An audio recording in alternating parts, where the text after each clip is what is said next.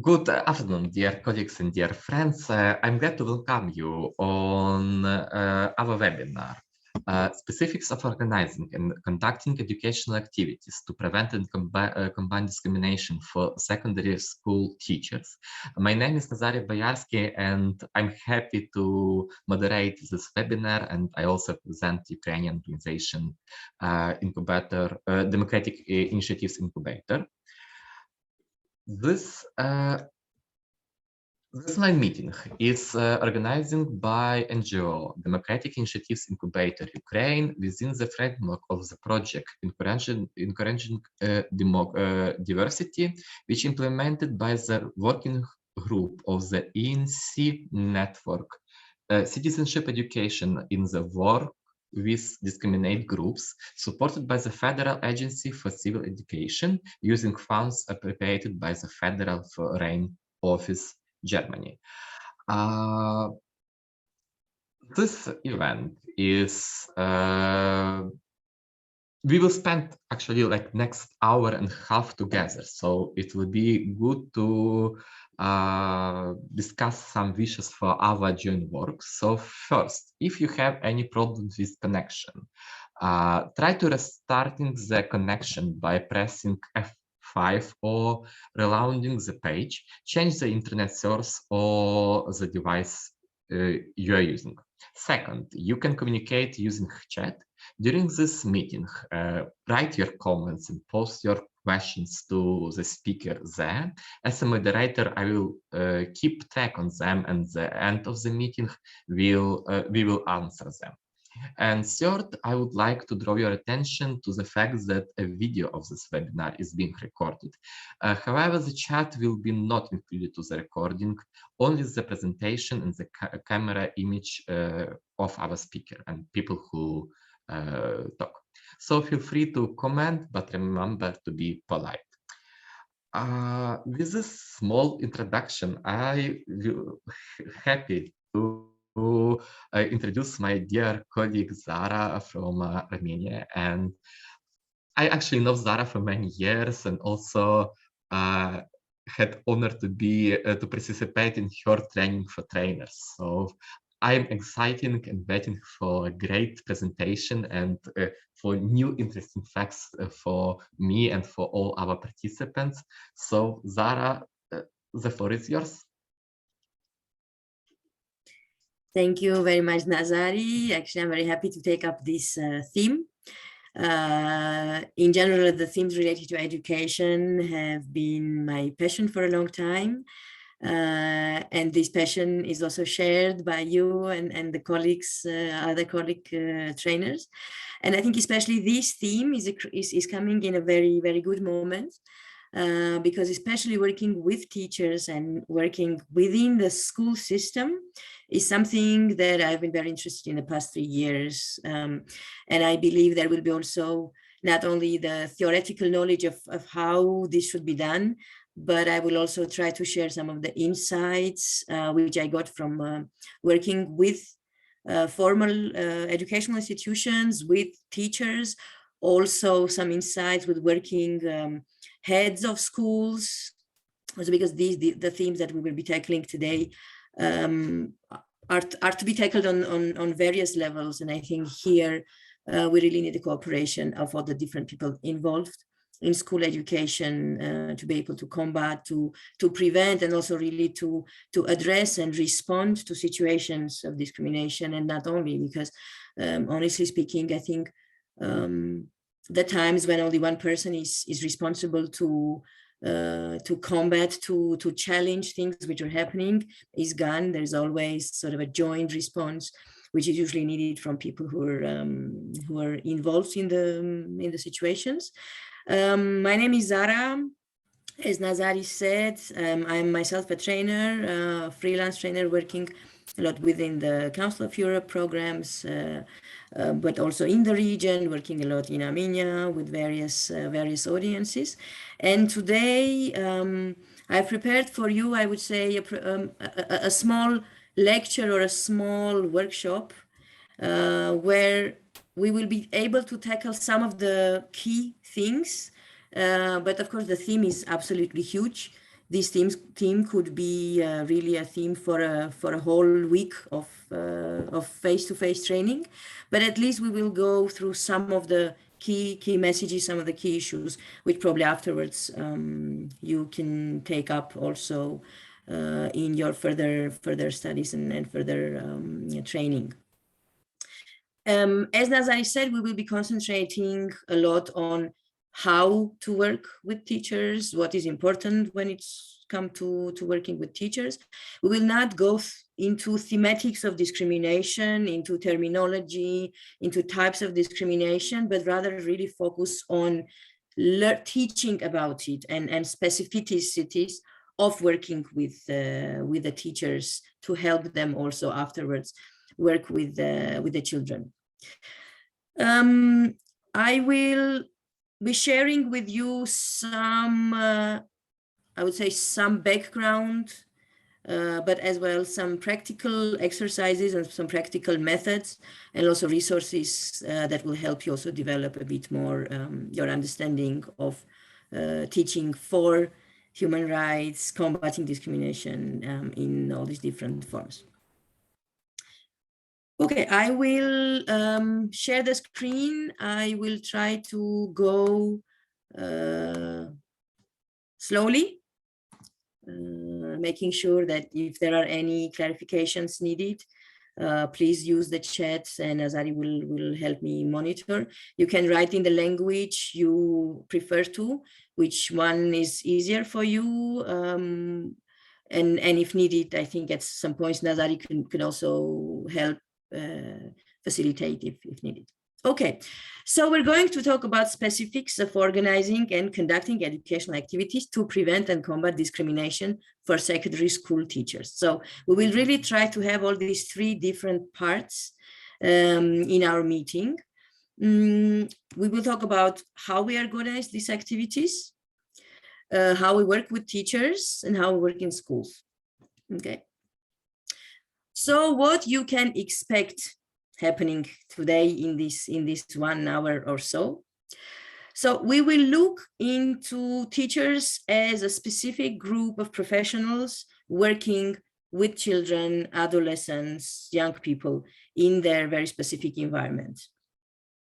Secondly, we will talk about important aspects of the work of the teachers, making sure they set a setting where teaching about equality, teaching about respect, teaching about human rights, teaching about need of combating discrimination can take place. We will talk a little bit about this safe space for that. We will talk about hints that are important when we're in general working with adults and with children as well, and with specificities of this educational work. Of course, we will try to look at some of the practices which I will try to share with you. And as I already said, we will have a part where I would like to introduce you the different methodologies, educational manuals, teacher guidelines, to help you also orient a bit more in the educational work that you are doing with the teachers. I would invite you to put in the chat if there are more things with which maybe some specific questions that would be interesting for you to have a look and to dive into, and we will try to see if we manage also to cover any other outstanding questions which you might have during the lecture. We're very open to including and integrating anything that is possible to integrate in this time of our webinar. Okay. Now, just to start off, a small warm-up, I would invite all of you to have a look at these images. And for yourself, think a little bit, what do these images tell you when we talk about education for respect of human rights, education to combat discrimination? Have a quick look and try to have these images talk a bit with you There is no right or wrong answers, just thoughts which will come to your mind. You can, again, you can put it in your chat, or else also we're open also to hearing from you, so you can also put on the microphone and quickly share your ideas.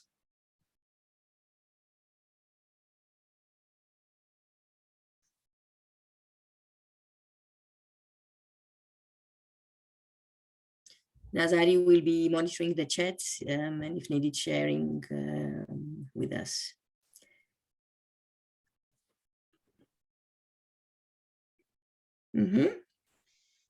Okay, if someone would like to share their thoughts, this could be the moment for it. If not, we can go on. Just having a bit this stimuli for ourselves for the purpose of our work.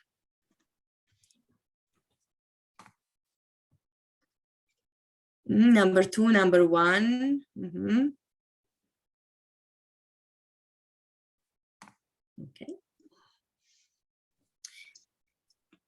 Okay, I would suggest we move on. Also, just keeping in mind that I would ask all of you who are watching this webinar to keep the hand on pulse, as we say, to really try to look into things which are presented with a very critical eye, with an open brain, because I would really like us to have a dialogue on the theme. So, when we talk about experiences with working with teachers, there are a few things I think which are very important to keep in mind. I do not know what has been your experience with working in schools. I would be happy if you add things which might be missing here, but my experience with working with the formal educational institutions on different level has really given me an understanding that there are some things which an outside person will not always be able to see. And when we try working with the teachers and when we try working with the educational institutions in formal settings, sometimes we forget about quite big differences between what we do in non-formal educational activities, in extracurricular activities, different programs outside of schools, universities, etc. And we, I think, have much better knowledge about how things are done outside of formal systems and much less about the situation in the formal situation of teachers and students within the schools. This is not to say one is better, one is worse, not at all. We always mention quite clearly that both systems are there for a specific reason, for a specific task, with a specific function, and two systems, formal and non-formal, are always working together in complementarity, and this is how it should be also perceived. But it's important that both systems have quite good understanding and knowledge about each other, about how things are working within two settings. So if we look a bit at the school settings and the context in which the teachers are working, there are a few things which are very, very clear for us to understand. First of all, there is a very specifically, strictly designed lessons, strategies and plans for each of the education levels, for each of the subjects, for each of the classes. And the teachers are really working in these very specifically designed lesson plans with specific objectives, with specific results and outcomes which are expected to be reached during one lesson. And each of these lessons has really X amount of parts that it should have. It should have a part where you ask the students to remember what was done previously. Another part is on the homework. Another part is for the new information. Another part is on asking the question. Another part is summarizing it. So there's quite a limitation also on what is happening within and during a class of any of the subjects. Second is usually the teachers have a very specific thematic focus because it's either subject teachers or it's the lessons with a very clear focus on a topic that has to be taken. Now, there is sometimes a difference because if in school you are a head teacher, a master teacher of a class, you might have some other classes or hours to spend with your class. And this is basically more or less the only time you can juggle around with the themes that you're taking to also advance the class. But again, this is very limited hours, at least in my country, it's very limited hours during the week. And usually there is a huge amount of questions and issues around the class that are tackled. And this does not leave a lot of time for taking any extra themes during your work. One thing that is, again, without any judgment, there is a big focus on intellectual capacity. There is a lot of focus on passing the knowledge, learning about things, exploring the content, working with texts, working a lot with memory, with memorizing things, with understanding, with reading. So a lot of focus and priority is put on intellectual capacities and knowledge part of competence development. And there is less time and less focus, less priority on the aspect of attitudes, skill building, talking about values, talking about the underlying affective aspects, emotional sides of learning. And this is also something to keep quite in mind, because this is also an expectation, both from the system, but also from the parents, from the teachers, from the children. People go to school very often to learn things, but less to be getting transformations inside, which is a pity, of course, because the educational system has all these different roles, not only learning about things, but also learning why it is important and being able to implement and use them.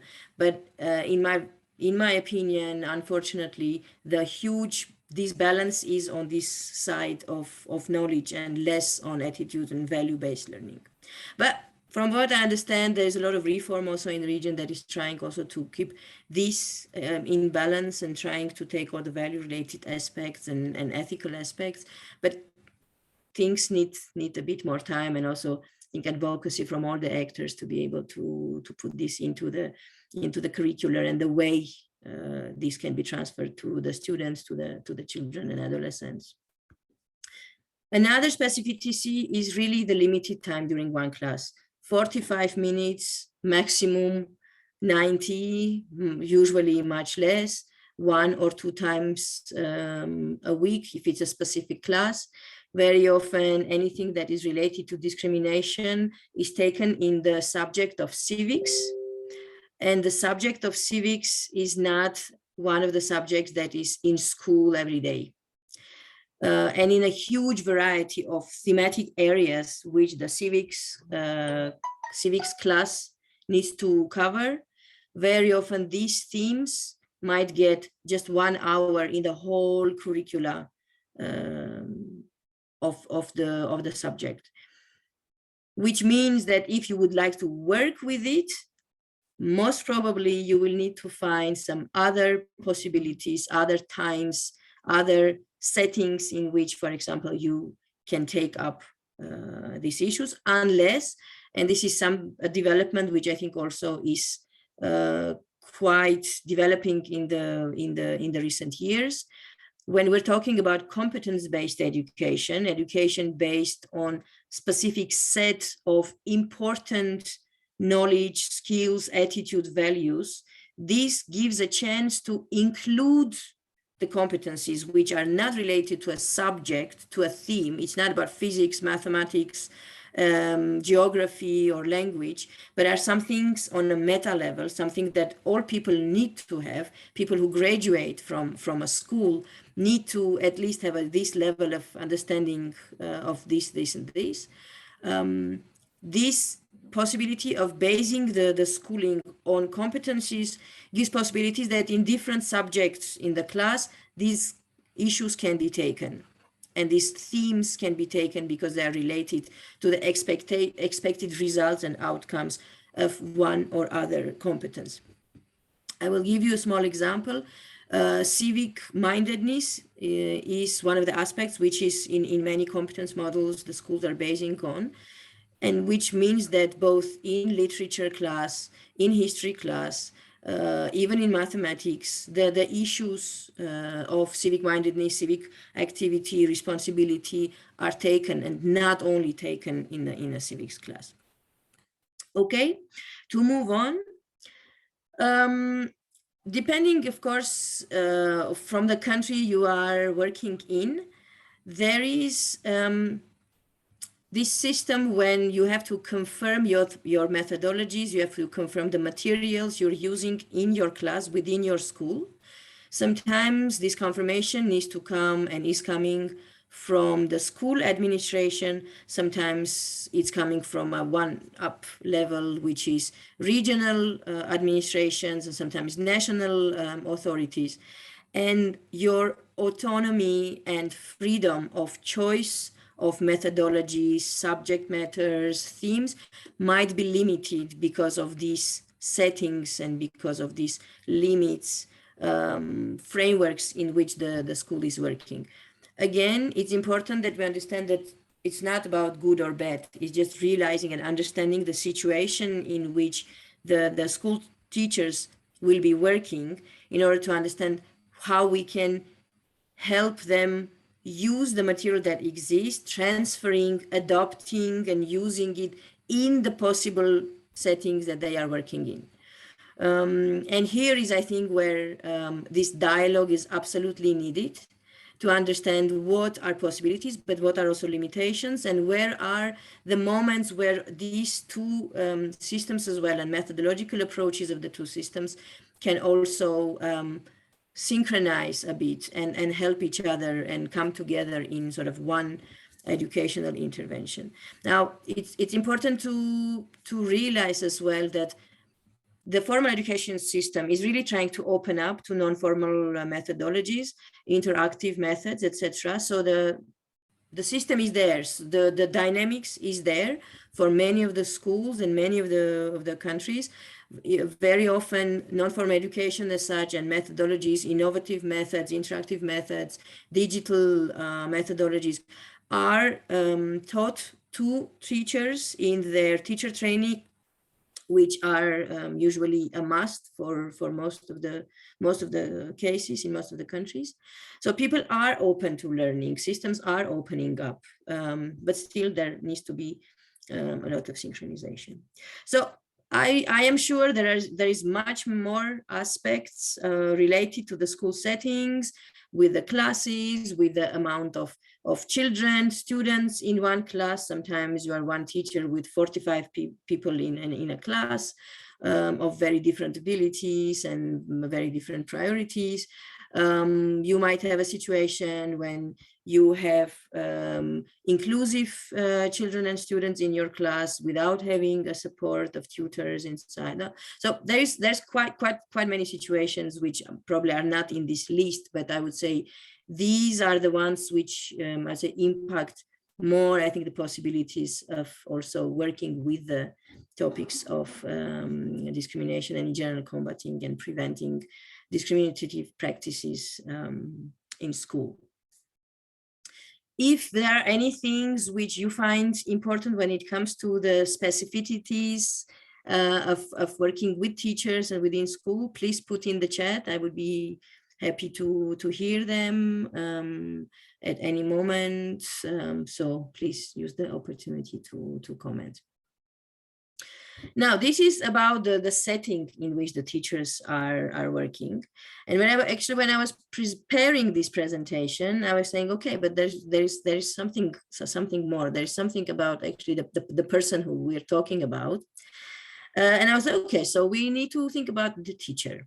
So how are these teachers? And then I caught myself saying, but we're talking about discrimination, prejudices, etc., and I'm trying to find the stereotype of a teacher to talk about. And I would really like us to go out of this stereotypical approach to teachers, because my experience, luckily, and thanks God for that, has shown that there is very different teachers, very different personalities, a lot of people very motivated to work, with huge experience, with a lot of love and compassion to the work that they do, very empathic to the children they work with, that they really would like to make differences, and they don't stop learning about things.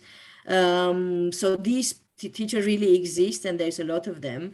So I would say when we talk about, so who is the teacher we're talking about, I think we really need to be very, very open here. And of course, it's important that we're talking about a specific person with all the holistically approaching that person. Now, one thing which is very, very sure, and this is something that we have been discussing with teachers, also the school directors, is that the personality of a teacher is absolutely important, because this is what the children are looking for.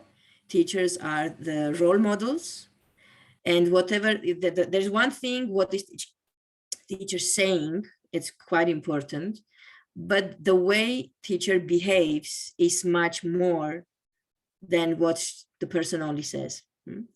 Because children are looking at the actions, at the behavioral points, episodes, the way teacher is dealing with situations, the way teacher is dealing with differences, the way teacher is promoting the ideas of respect and equality in a class, much more than a book reads.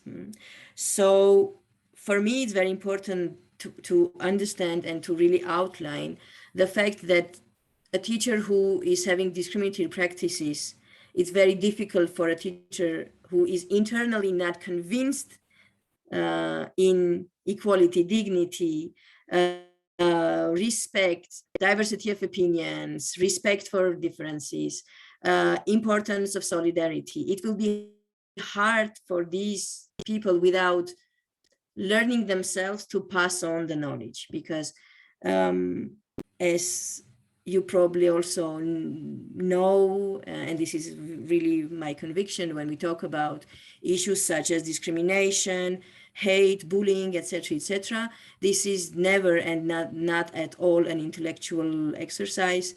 This has a lot to do with emotional side of things. It has a lot to do with values, ethical considerations, internal beliefs, and it's difficult to work with these internally very strong sensations, with very strong value systems, much more difficult than it is on an intellectual level. You might agree or not with this. Again, I would be happy to hear and read about it in the chat. But for me, these issues are very holistically interrelated. And there needs really to be a change of mentality, change of the attitudes in order for you to be able to take up the topics. I have to share with you a couple of very shocking figures which I came across a couple of years ago. I was working on the theme of bullying at school and working with teachers, school administration, school psychologists. And there's actually quite some research saying that in 25% of cases of bullying, the bullying instances have been provoked by the teachers themselves. It's quite a lot, 25%, it's huge amount. Huh? discriminatory attitudes in the class are not rare, but again, this can only change if people involved, if actors involved also have this mentality change. All right, so having in mind these specificities a bit of the school settings and the people involved in teaching about this subject, I would like to go a bit deeper into learning aspects when we talk about training teachers and developing their competencies or improving their capacities and abilities to work in this team. And I wanted really to share with you a bit the approach of specificity when it comes to adult education, because it's important for us to understand that working with children is a quite different. Pedagogy is much more different from the adult education, andragogy. And there are very specific hints for us to keep in mind when we are building our work with the teachers. I will go quickly around this also a bit to realize that the people we will be working with, for them to work afterwards, because this I think is an important transmission insights that we would need to have a look. Now, when adults learn, we always say that one of the most important things is that they learn for a reason. If an adult has decided that they need to learn, this means they know very clearly that they have to, they're motivated to learn, they know what they would like to learn, they know in which way they are learning better, and they know that what they learn now, because they don't have time just to explore, they know that what they learn here is something that is helping them to be better at what they do. And this purpose as understanding, internal understanding of the reasons why we learn, is a very good friend for people who are working in educational activities for the teachers, because you don't have to motivate them in learning, they're here to learn. It's a good starting point.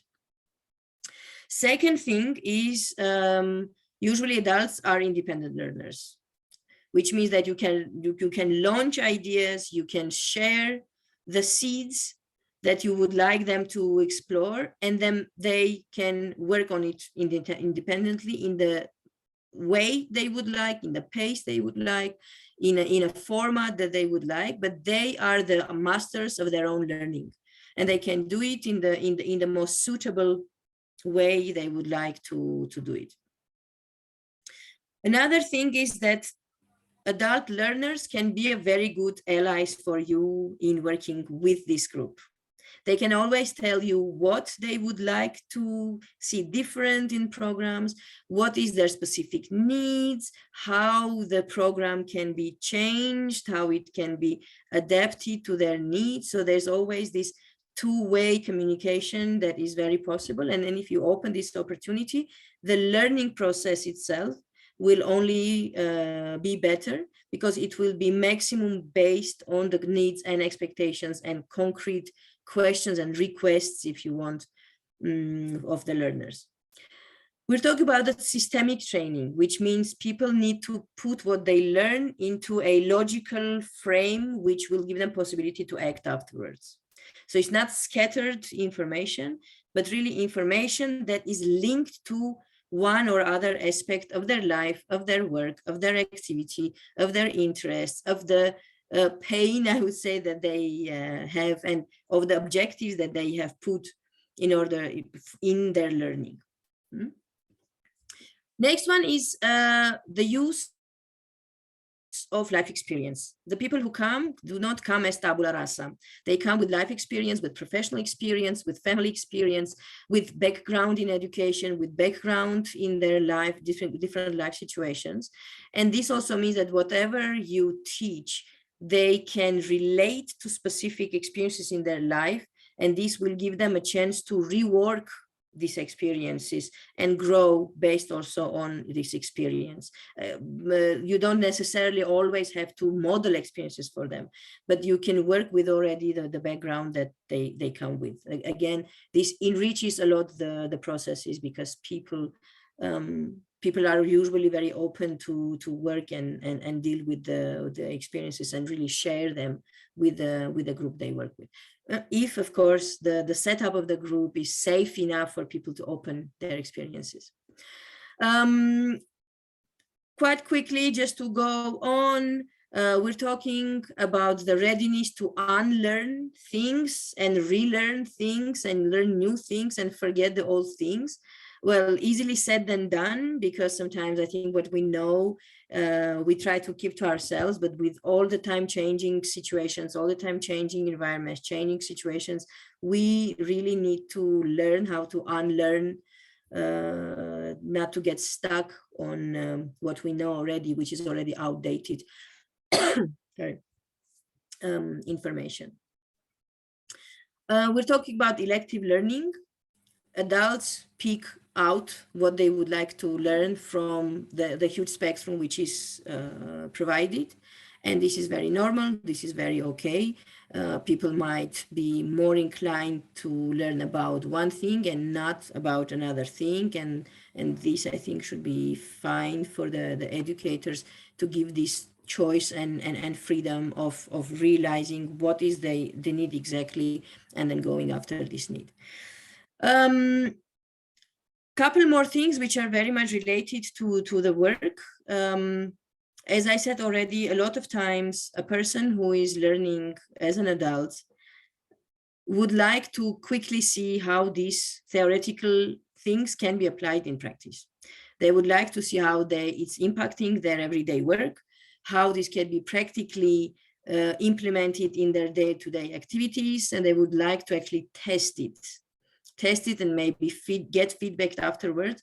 This is something that, for example, the teachers we work with are very happy to do. They would like to go test quickly, come back, discuss, get feedback, get some hints, get some more advice, and then go back again and try it on the spot. And this is often how people learn. They learn through experimenting themselves, trying to adapt it into situations and settings they work with. I think I would stop here with this adult education, but I think, again, things that I would like you to keep in mind, because especially when you will be working with teachers, these are not only adult educators, adult learners, but also educators themselves, people who very much understand the logic of learning something, and they can really do a lot of reflection like that. And also they can help you to help them learn better. Okay, now, when we talk about the topic of combating discrimination, hate speech, anything that is related to the current discourse around discrimination, there are quite some specificities, I think, which are important, again, to keep in mind. I have only put 3 here, but with a triple dot, because I think, again, with different groups, the methodological approaches can also change. But I would say, as this is a really personal, transformational learning and education, it's important, I think, to realize that first, our methodological approaches need to be based on very personalized attitude. We need to help the person change, and the change is not always an easy thing to do. It's usually quite a painful process, because we're not only talking about unlearning again in terms of knowledge, but we're talking about working with internal, very deeply rooted prejudices, values, beliefs which have been there for a very long time, beliefs which are being fueled by media on daily basis. These are things which you might be received from families of years and years, from school, from your environment. So these personal transformations are usually something that needs a support. Second thing is what we call a holistic learning, and a bit later I will explain a bit more what I mean by this holistic learning. It has different approaches, or it has different definitions, But for this specific webinar, I think I would like to concentrate on three aspects: cognitive, affective, and behavioral aspects. Because again, when we talk about specifically this theme, I think these three aspects, as in any other learning, they really need to work together, and only in a package they can actually help people do things differently. if I try to put it very in very easy words.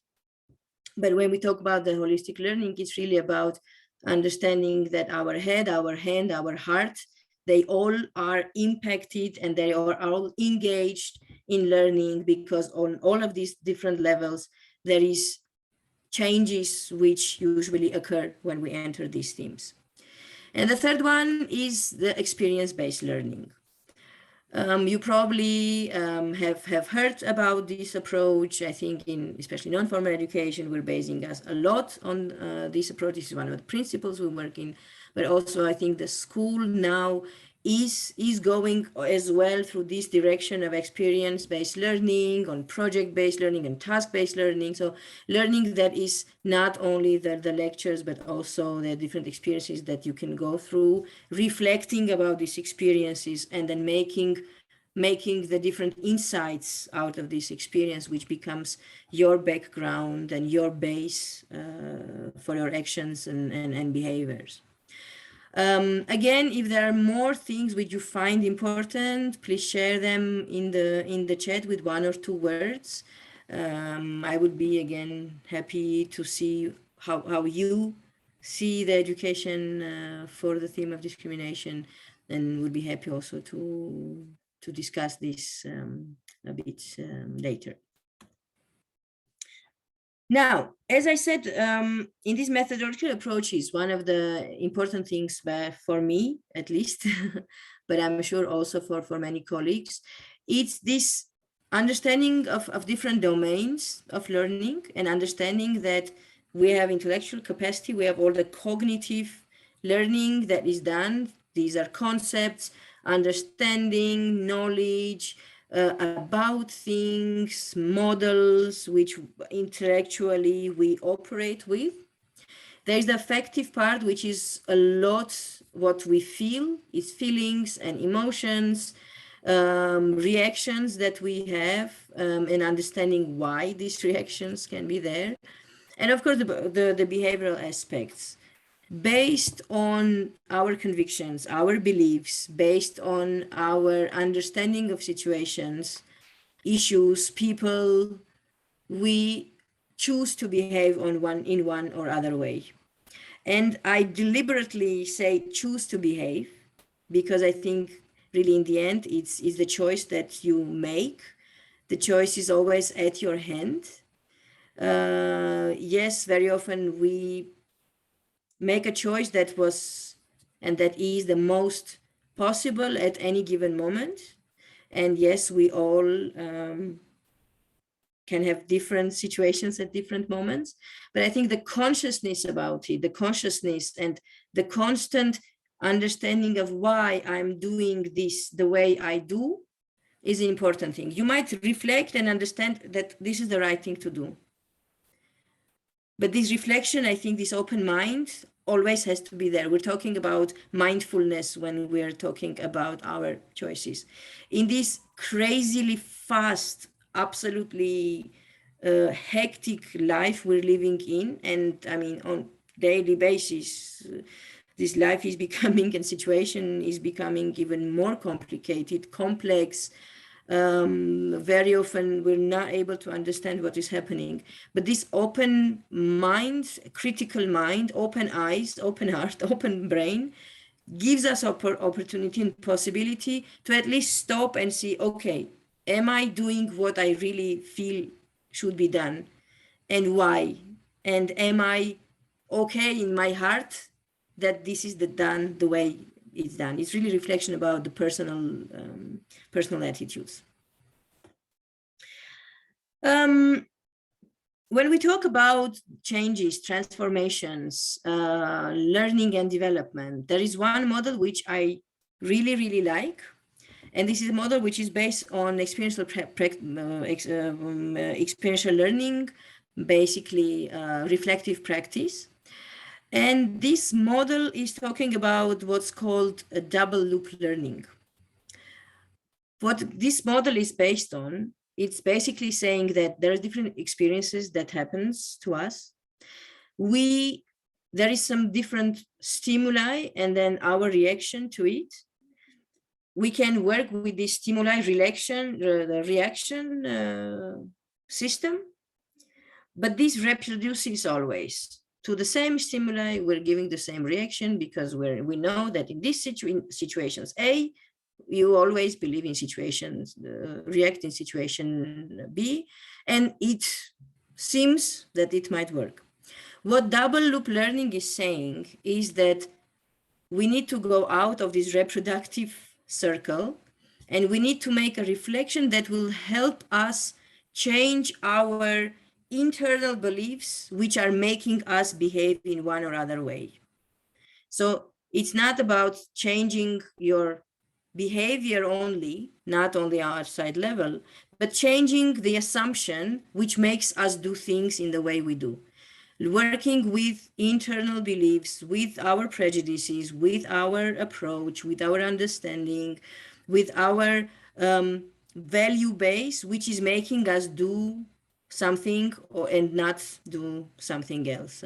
I do not discriminate a person because I might get into court because of that, but because I understand that discrimination is not a normal, a good thing to do, because people are equal and everyone is precious, etc., etc., etc. So you don't do something because you will get punished, but because in your system of beliefs, it's another thing that an assumption is making you do. I don't want to put a lot of focus on this, but I would say it's quite an interesting model for educators to look at and to explore. I love models. I really like different schemes.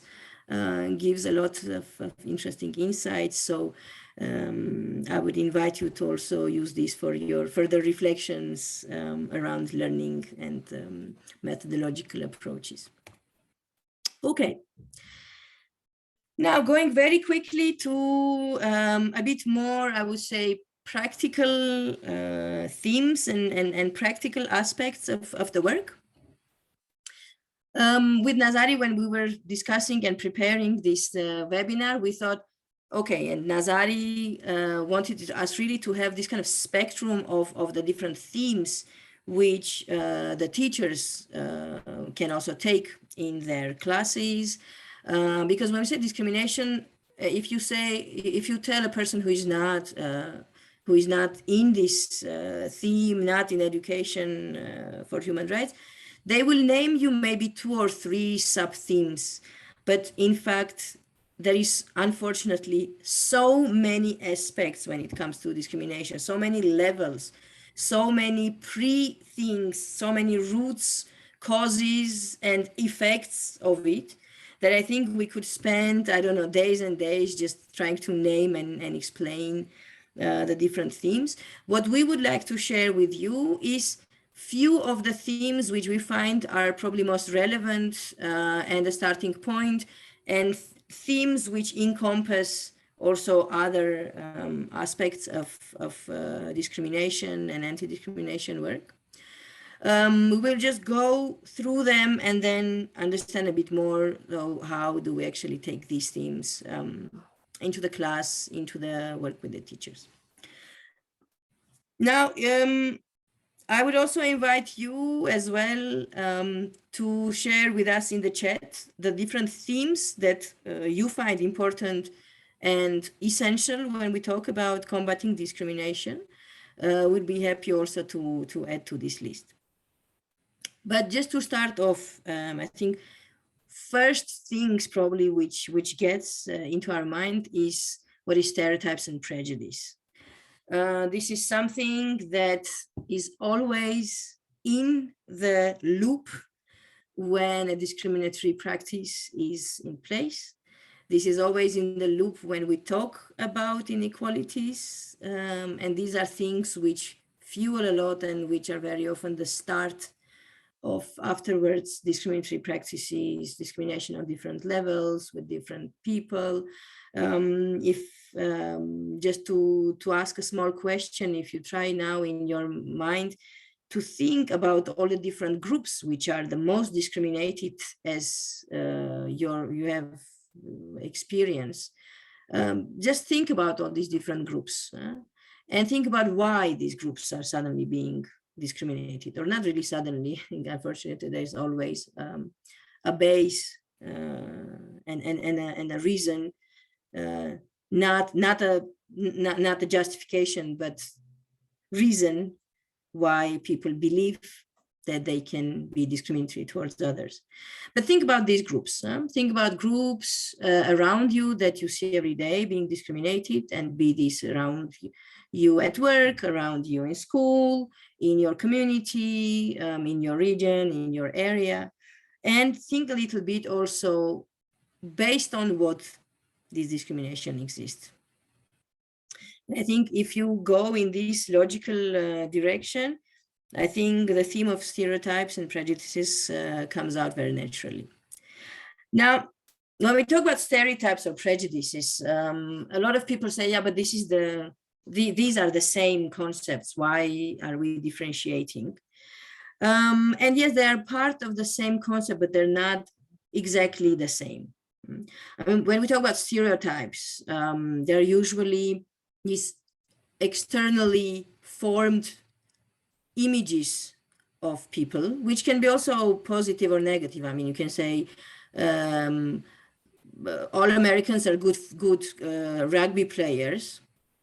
It's a good thing, but still it's a stereotype, because it's not. There is always Americans who are not good at it, who are good at music, for example, or saying anything bad about someone. So a lot of stereotypes can be both about seemingly good things or bad things, but the stereotype itself is meaning that there is no critical understanding of it. So there's knowledge about something without much proof. And it's a knowledge generalizing a lot of things. Stereotypes help us. Our brain works with stereotypes because it needs to name things. It needs to put things into boxes, to categorize things also to understand. So how do I relate to this or that? But again, quite importantly, the conscious. So am I having a stereotype about this person? Am I ready to change what I understand when I see it? Or for me, this is the ultimate truth. When it comes to prejudice, it's really an internal conviction, an internal belief that this is the truth. It has nothing to do with the reality. It has nothing to do with facts. It has nothing to do with the situation, but you believe it regardless of other aspects which are outside. And it's very difficult to work with prejudices because this is something internal. This is something that is part of your socialization process. This is something you have learned through years that is guiding your action. And this is the difficulty with prejudice. Prejudice usually is always the negative sensation about things. Prejudice is always something that has the potential to provoke negative actions and negative behaviors. And this is quite the difference also with the stereotypes. We go to the next topics, and these are all the topics which are related to identity, how people identify themselves, how people find themselves different than the others, and how their identity can cause a discriminatory approach, going also into very violent situations. There is one very strong model, which is called Pyramid of Hate.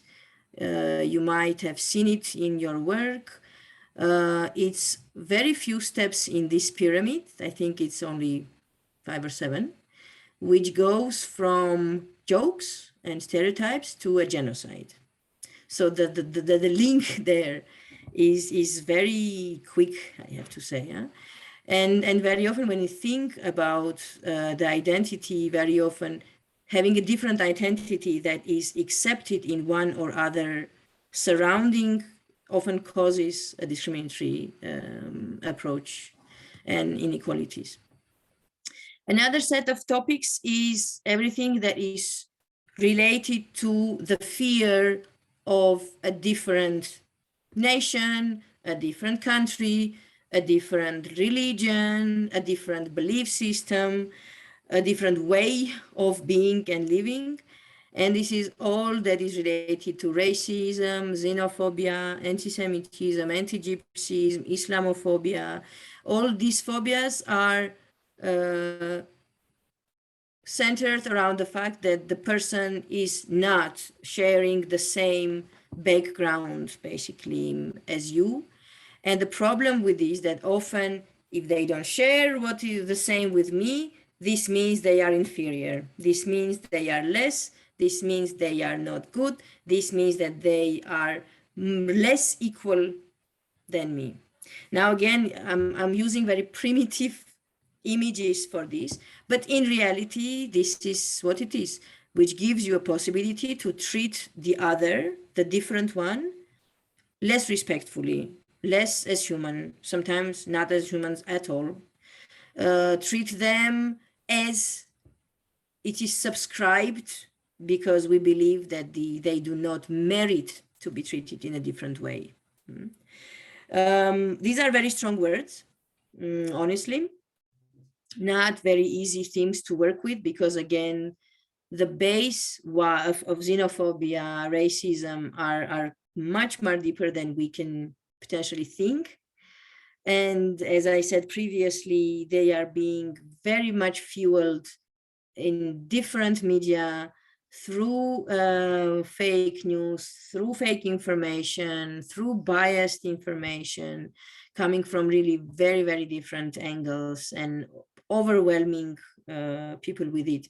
And especially when it's difficult moments, when it's moments of economic, political, social tensions and crisis, I think very often these phobias are suddenly coming up and really guiding a lot of the actions, both on political level, but also on societal level. I mean, look at the situation now in Europe with most right extremist views being, well, finding a common ground. Of course, we're talking about freedom of speech, freedom of expression. Of course, all of this is quite important, human rights aspects and human rights accepted in the world. But again, I think at some moment, it's important that they do not pour into violent actions, violence towards any group based on a characteristics related to their race or to their or national origin or the religious affiliations. Another topic is hate speech. Now, hate speech is something that I think became very much talked about in the recent 10, 15 years. I think it was always there, but somehow much more we started talking about this concept. It is, in many countries, it is defined in legislation. Very often there are crimes which are related to hate, and the hate crimes are having very specific legal definitions, and for example, hate speech and hate in crimes is making the crimes even more serious and can really result into much severe punishments. But hate speech, again, on different levels with different groups. Again, if you think about who are the targets of hate speech, you will find a number of categories. And here we're not talking only about different countries, different nations, different religions, but also we're talking about different abilities, different gender identities, etc., etc. So there's quite a list of people who are becoming target of hate speech today. Next, we're talking about bullying, and bullying is something which I think is quite present in, well, in and among young people, but also school situations and school settings. Again, we have started to talk a lot about bullying in schools, but also bullying related to your work. And these topics is also something I think can be quite interesting for the teachers to take with their classes, with their students, because in bullying, I think one of the important things is that you can prevent it, you can predict that this could be happening, you can find the different, I would say, signs of this happening in your class and really take up this topic to prevent it from happening. And this is something that can easily be prevented with a teacher having a very open eye and learning to read the signs that something is going on in the class or in the schools. Discrimination as such, topic of different types of discrimination, from structural discrimination, affirmative actions.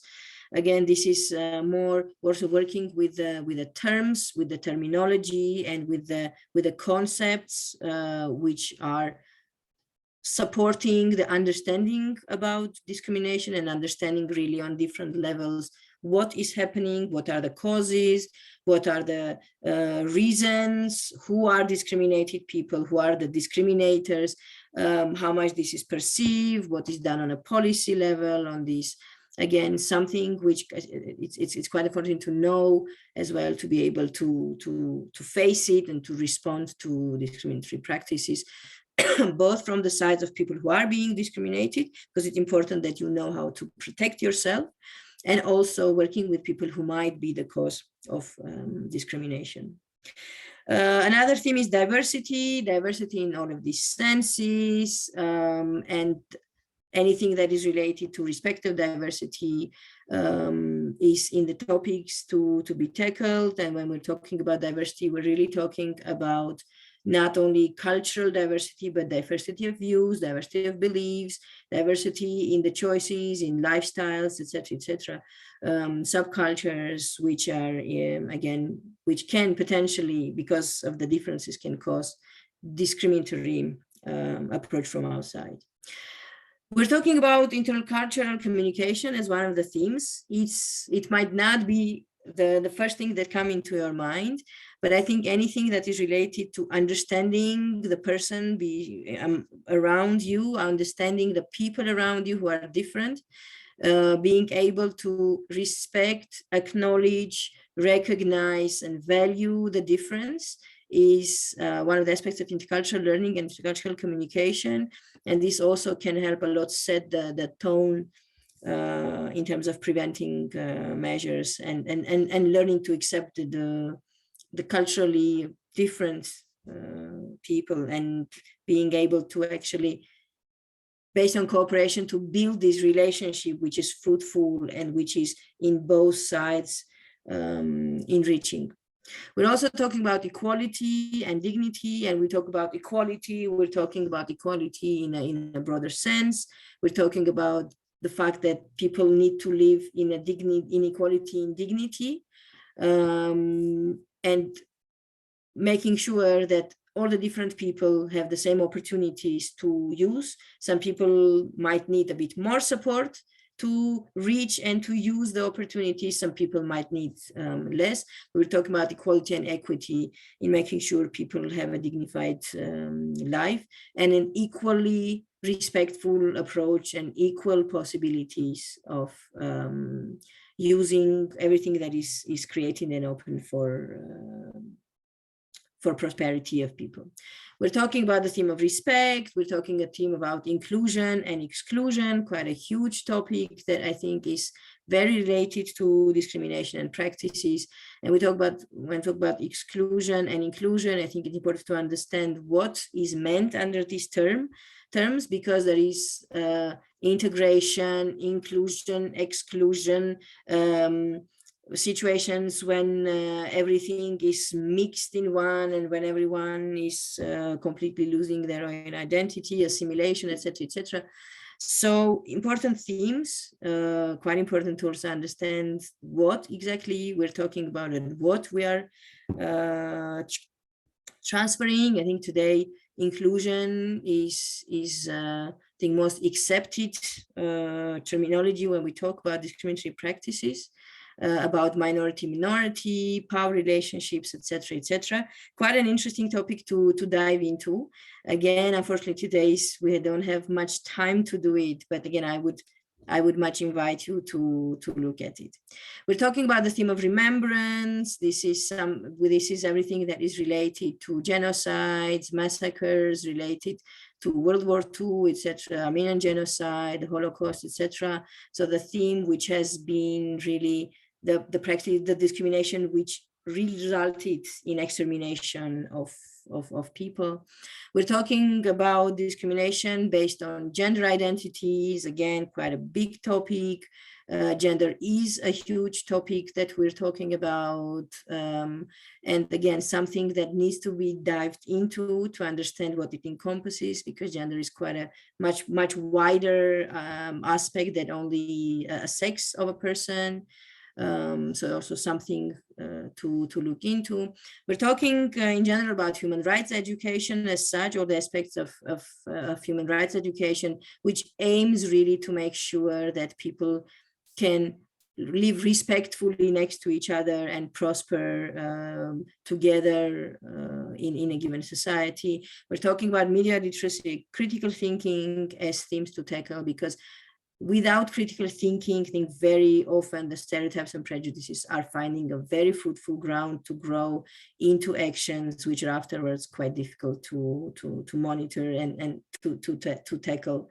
And I think especially today in this world of absolute chaos in information, these two skills are the most important ones, I think, especially for the children who are in the middle of information chaos and very often lacking basic skills of filtering this information and making sure to know how this information can be used and what information needs to just be cut out.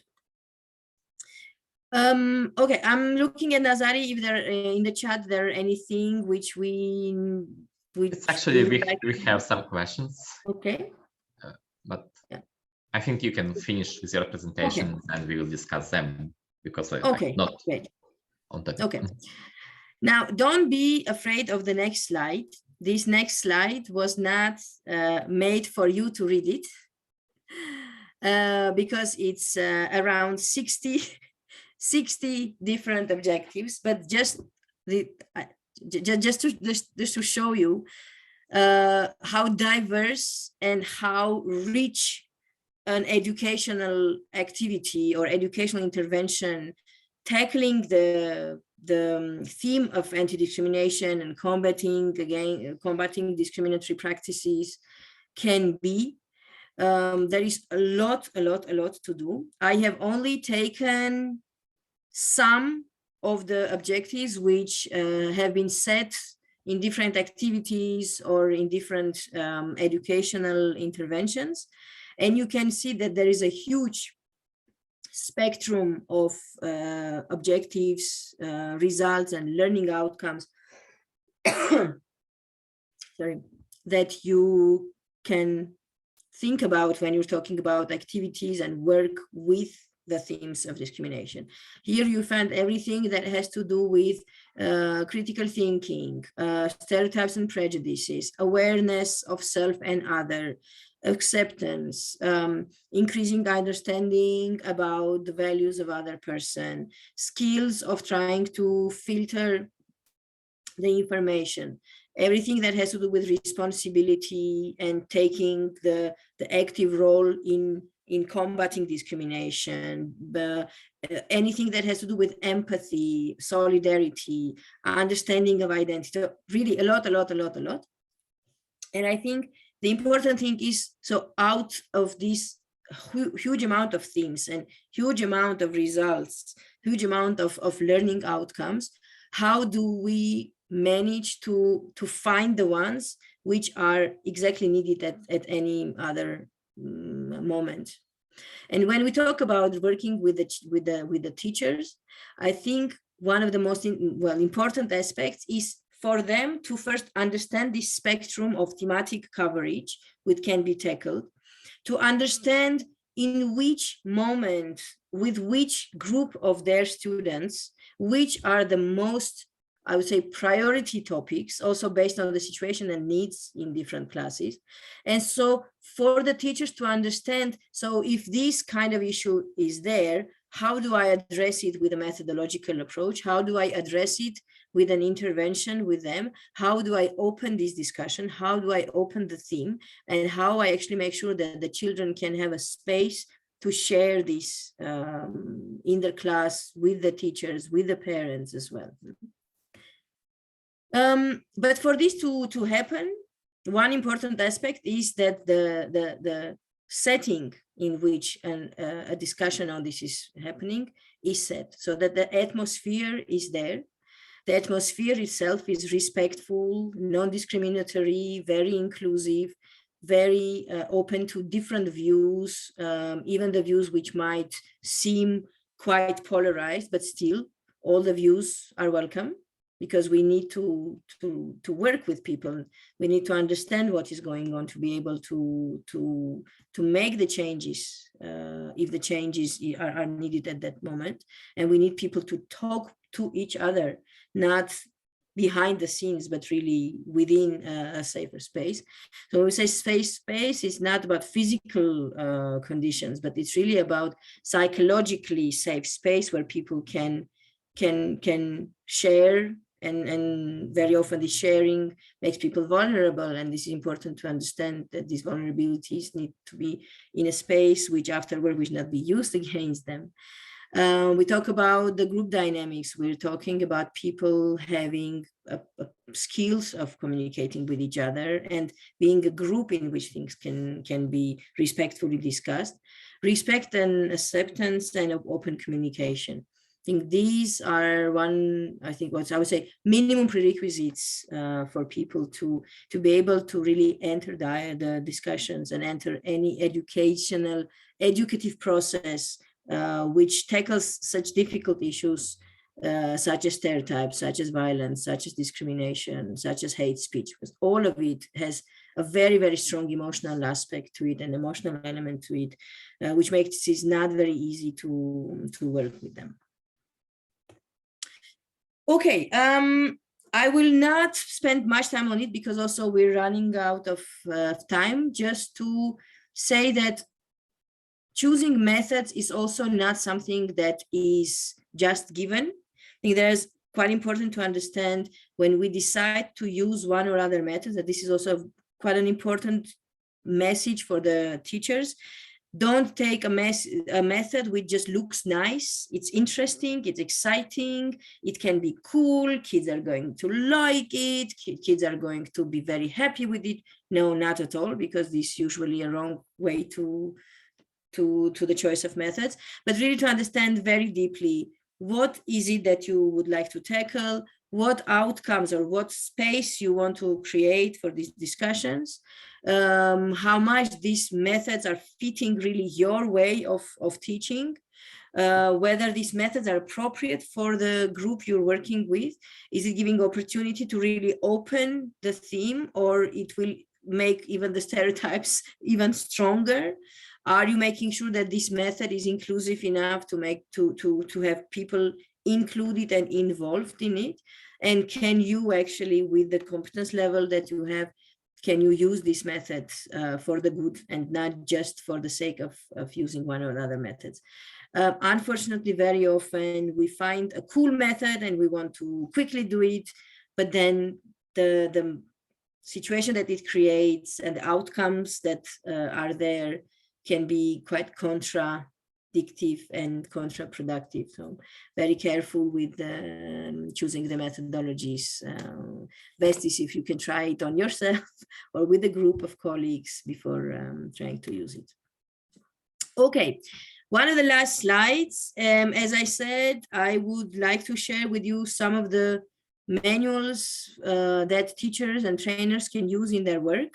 even if most of these manuals are created for non-formal educational settings, all of them can be very, very efficiently adapted to a school settings and can be really a very good help for teachers, because very often this is what teachers ask. They say, can we have some interesting activities that we can use? Can we have some background information and knowledge that we don't have to find in a million different places, but that we can actually find right there within the activities? So here there's a very small, I would say, selection of the manuals that can be used. Just to share with you, there is Compass, which is one of the main, I would say, manuals for human rights education in the Council of Europe setting. Both me and Nazarii have been using this manual a lot. Also teaching with it and about it. Here you can find information about the themes that are related to human rights, and of course discrimination is one of the main themes as well tackled there. There's 16 themes, but all of them are really related under the umbrella of human rights education. There's around 60 activities with all the handouts. Everything is accessible. Compass is in many different languages. The new Compass edition, I think, also exists in Ukrainian, for sure, if I'm not mistaken. So it exists in not only in English, so it can be also useful for non-English speakers. There's Compasito, which is the compass for children of younger age. So if the compass is for young people, more or less age 18 plus, 16 plus, Compasito is really to be used in school age children. Education Pack is a specific manual dealing with racism, xenophobia, anti-Semitism, with, again, quite a big number of interesting activities, methods you can use. Bookmarks is a specific manual on hate speech and online hate speech, again, with interesting activities inside, with very clear instructions and handouts, all in one manual. There's a toolkit for human rights speech, which is an online tool for building human rights narratives, which we will at some point share with you, I think, the links for these publications. There's resources of Salto Inclusion and Diversity, which have a lot of background documents, but also manuals on topics of inclusion in a wider sense, and diversity. There is Mirror's manual, which is a specific one on anti-Gypsyism. I think this is also quite an important manual to have a look for specific direction with the work with Roma young people. There's also the ticket series of the Council of Europe and European Union Commission partnership. There is, I think, currently 14 of these manuals, and especially the one on intercultural learning, Mosaic, are specifically dealing also with issues related to discrimination. And also there is Salto Toolbox for Trainers, which has thousands and thousands of resources and activities which are shared by colleague trainers for the use of a wider public. Okay, I would stop here for now, and Nazarii, maybe pass you the floor for any questions or comments. Yes, thank you so much, dear Zara. So I would like to ask you also close your presentation, maybe. And we already have few questions in our chat, so I would like to ask you them. And first question is about motivation. Mm-hmm.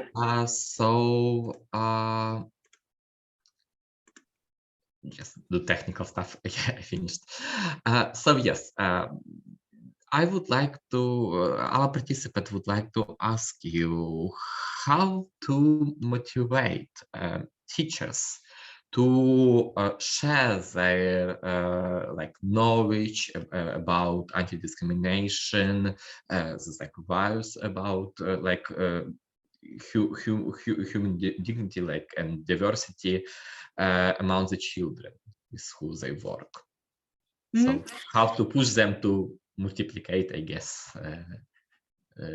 educational results of activities where they participate. Mm-hmm. Look, for me, the motivation comes from practice. I think once the teacher knows how to tackle the issue, very often what happens is many teachers decide not to tackle the things because they do not have the right tools to manage the discussions around it. So you rather decide not to open the discussions because you're not very sure that you can moderate it, you can facilitate it, that you can really build this dialogue around it. And I think especially when it comes to topics which are very vivid for the 14, 15-year-olds, where you have really a lot of things going on in the heads, it's difficult. I mean, you really need to have a very strong conviction and a strong pedagogical skills to manage difficult topics also with children already in transition. So I think one of the things in motivation is really the capacity of understanding that you can do it, you have the tools to do it, you have the knowledge of doing it, and that you really talking about these issues will make the life of these children, these adolescents, better. Because if you believe that you will need to do something to change the situation, this motivates you to do it. But this link has to be very clearly understood, that your action will impact directly the situation. And then the second thing is the responsibility that you take in order to do it. But I think for many teachers, people who are working with young people, adolescents, children, this is already incriminated inside, because you know that you are becoming the launcher a bit, the initiator of development of these people. So it's a bit more your responsibility to do it. The question is really always if you are yourself personally ready to take up these topics, because if not, sometimes it's better not to take it. Otherwise, if these issues are not well structured in your head, it's difficult to transfer them and to be able to deal with emotionally charged topics in a critical but also very calm way yourself. I think it's kind of both ways. I don't know if this answers your question. If not, thank you so much for this answer. For me, it's about principle. We teach who we are. Yes, and we can only share our knowledge in what we believe if we really have it. Yeah, and absolutely, because children, they are very good detectors. Yeah, they know exactly when you lie to them. They know exactly that you lie. I mean, it's not possible to hide that you're talking about something that you have no idea or you don't believe yourself. It's very, very visible, and they know it because they have this natural sense of truth and justice, which just needs to be nurtured by teachers. Our participant Tatiana asking you to share some example of your educational activities for teachers about anti-discrimination. So maybe what it was, why you decided to do it, and how you did it. Just maybe one example. Yeah. I will tell you about the work that I did with bullying, and this was a topic which is very new. For example, in Armenia, we still don't really have a one word describing it. More, there is different words which are similar, which could explain the thing, but it doesn't exist just as one concept. And when you talk about this topic, you really need to be very careful with being realistic and being real. Sometimes things are called something which they are not, and sometimes things which are what they should be called, they are not called. So for us, for example, one of important thing in education for bullying was that when we talk about it, we need to have a system with 2-3 actors which are around this topic. So for example, you need to work not only with the teacher, but you need to work with the parent, with the school psychologist, with social teacher, with school administration, with anything which is involved in the life of children. And for example, this topic is a topic that we tackle in a package, in a joint activity where all of these people are together discussing the situations and trying to understand what is the core of it and what they can be done and what is the role of each of them to stop these practices. This kind of interactoral, let's call it interactoral activities are quite useful in a school system, because teacher, again, because the teacher is usually very limited in her autonomy of doing things, it's important that the school administration as well, the deputy director, the people who are dealing with the teachers in terms of monitoring, etc., are also in the loop, that they know what we're talking about. So they are together with the teacher as well to help address the difficult issues.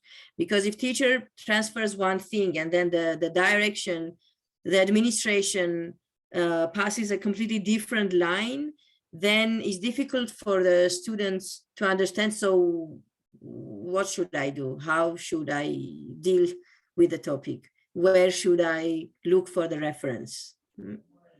So I would say, if you're working with schools, best is if everyone who is around the school can be involved in your educational activities for the teachers. At least they are aware of what you're doing.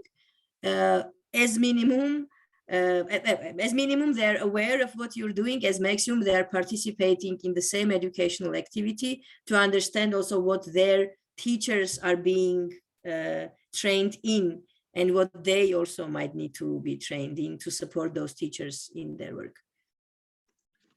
Thank you so much, Zara. I actually see that it's time to finish our meeting. It's like, that's like, I don't know, like 1 minute. So, dear Zara, I would like to ask you, maybe you would like to say some closing words for our participants who are here with us, like via Zoom, or I see like people watching us now on Facebook, or who will like watch like record of this meeting. So. No, I think the one thing would be, I am coming from a dynasty of teachers. My parents, my grandparents, all around me are teachers of different levels. I myself consider myself an educator, so I also teach a lot in different settings. And teachers, I think, are our best allies if we would like to take up difficult themes, but also to take up with a lot of people, because schools are there to not only educate our heads, but also to upbring the generations, and in a good cooperation with parents, teachers, children themselves.